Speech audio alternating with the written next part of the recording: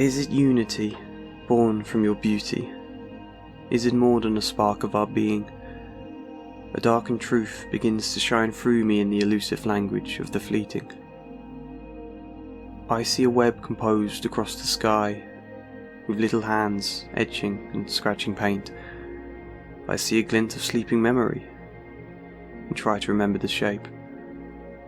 The smoke of some envisioned evening lake, the gentle boat irradiating white, a carved spirit drifting on the gloom slakes the flames of night, and every colour peels back another clouded thought. In every image, a dried flake upon the mind is caught by the fingers of the air and blown free, as an ember glides beyond the sea. Peace slumbers in and makes a nest.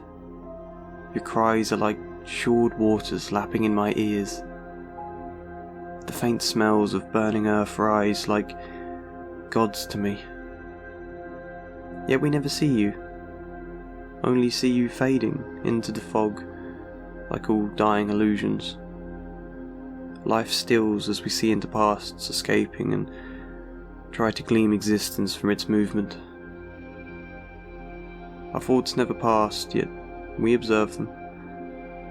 My mouth never breathed, yet there is breath.